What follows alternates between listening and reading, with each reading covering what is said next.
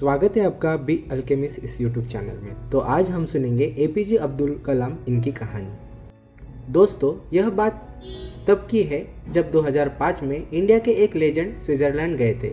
अपने एक टूर के लिए वो 26 मई 2005 को स्विट्ज़रलैंड में लैंड हुए थे। स्विट्ज़रलैंड से लौटने के बाद उनके याद में, उनके सम्मान में स्विट्ज़रलैंड गवर्नमेंट ने 26 मई को साइंस डे डिक्लेयर किया था। दोस्तों, आप समझ ही चुके होंगे कि मैं किसके बारे में बात कर रहा हूँ। तो आज हम सुनेंगे missile man APJ Abdul Kalam के बारे में, कि लाइफ की जर्नी और उनके कुछ इंटरेस्टिंग किस्से। एपीजे अब्दुल कलाम का जन्म तमिलनाडु के रामेश्वरम शहर में एक छोटे से गांव धनुषकोडी में एक बहुत ही गरीब परिवार में हुआ था। उनके पिता एक छोटी सी नाव चलाया करते थे, जिससे उनकी फैमिली की मुश्किल से 2 वक्त की रोटी नसीब होती थी। उनके घर में कोई पढ़ा लिखा नहीं था, लेकिन उन्हें बचपन से ही पढ़ाई लिखाई का बहुत शौक था। गरीब होने के बावजूद उनकी फैमिली उन्हें पढ़ाई के लिए पूरी तरह से सपोर्ट करती थी। लेकिन एपीजे अब्दुल कलाम जी हर सुबह स्कूल जाने से पहले न्यूज़पेपर बेचा करते थे, ताकि उनकी फैमिली पर उनके पढ़ाई का ज़्यादा प्रेशर ना आए। स्कूल में उनके मार्क्स उतने अच्छे नहीं आते थे, लेकिन वो हार्ड वर्किंग स्टूडेंट में से एक थे। उनका हमेशा सिर्फ एक फोकस रहता था कि हर दिन कुछ नया सीखा जाए, और इसलिए वह घंटों घंटों तक पढ़ाई किया करते थे। बचपन से ही वह इंडियन आर्म फोर्स के पायलट बनना चाहते थे, इसलिए उन्होंने अपनी स्कूलिंग खत्म होने के बाद मद्रास इंस्टीट्यूट ऑफ टेक्नोलॉजी के तहत एयरस्पेस इंजीनियरिंग में एडमिशन लिया।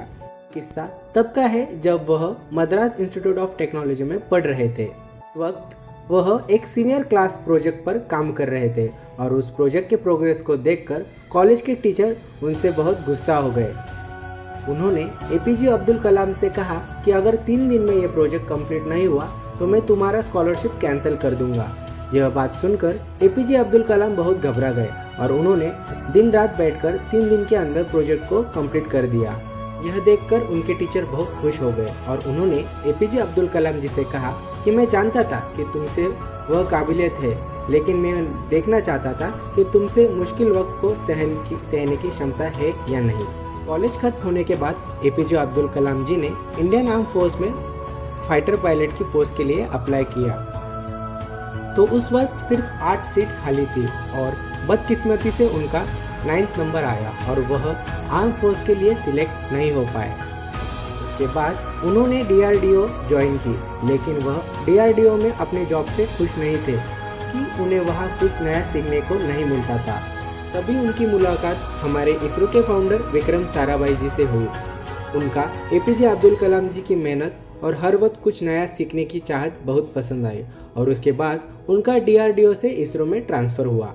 इसरो में एपीजे अब्दुल कलाम इंडिया के सबसे पहले सक्सेसफुल सैटेलाइट लॉन्च रोहिणी के प्रोजेक्ट डायरेक्टर थे। उसके बाद उन्होंने कई प्रोजेक्ट इनिशियल किए। 1980 में पृथ्वी मिसाइल सक्सेसफुल लॉन्च करने के बाद उन्हें नासा ने जॉब ऑफर करने की कोशिश की, लेकिन उन्होंने उसे ठुकरा दिया। पृथ्वी मिसाइल के सक्सेसफुल लॉन्च के बाद इंडियन कैबिनेट के तहत रिसर्च के लिए 3.88 बिलियन के फंड्स अलॉट कर दिए गए, जिसके बाद एपीजे अब्दुल कलाम ने उनके टीम के साथ मिलकर अग्नि, त्रिशूल, आकाश, नाग जैसे कई बड़े मिसाइल लॉन्च किए।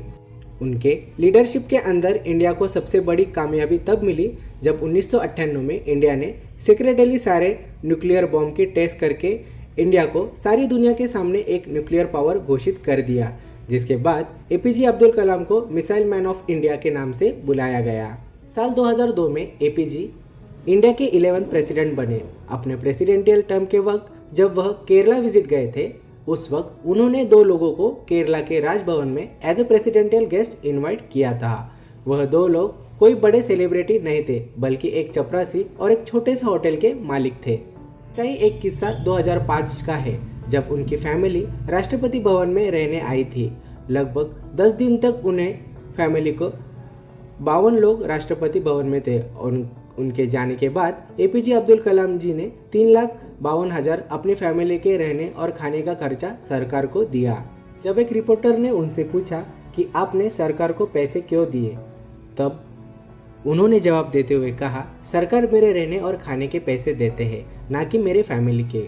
और इसी खुददारी ने पूरी दुनिया को इनसे प्यार करने पर मजबूर कर दिया। इनके पास ज़्यादा जायदाद कोई नहीं थी। अपनी किताबों के अलावा अपनी कहानी से और अपने कामों से यह मिसाइल मैन पूरी दुनिया के मिसाइल मैन बन गए।